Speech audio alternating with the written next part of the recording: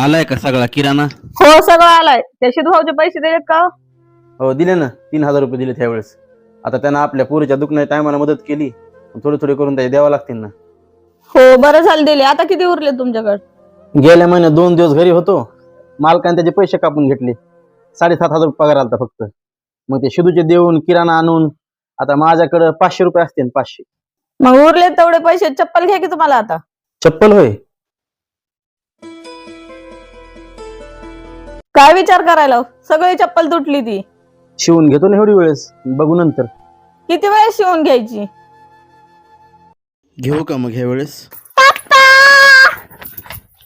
हे पिल्लू, पप्पा तुम्हाला एक गुड न्यूज सांगू. सांगा बरं. आमच्या शाळेची गॅदरिंग आहे परवा.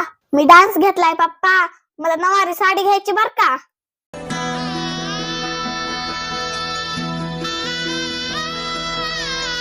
अगं दीदी, ए थांब, राहू दे. साडी घ्यायची माझ्या पिल्लूला.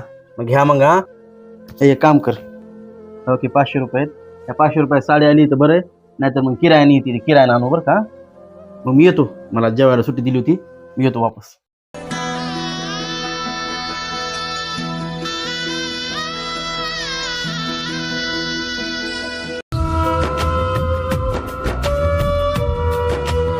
पप्पा मी तुमच्यासाठी एक सरप्राईज आणलाय.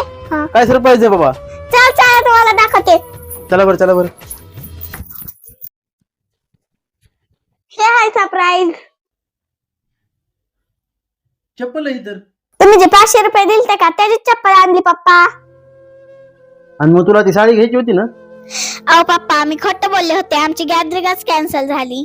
आणि मग तू खोटं काम बोलीस बाळा? कारण मला माहिती आहे पप्पा, तुम्ही 3 महिन्यापासून तुटलेली चप्पल वापरायला. आणि मला हे पण माहिती होतं पप्पा, जरी तुमच्याकडे पैसे असले तर तुम्ही आमचा विचार करून चप्पल घ्यायची टाळतान.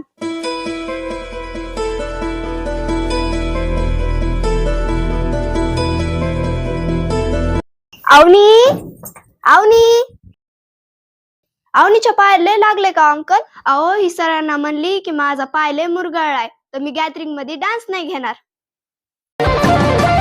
जिसको जो भी मिलता है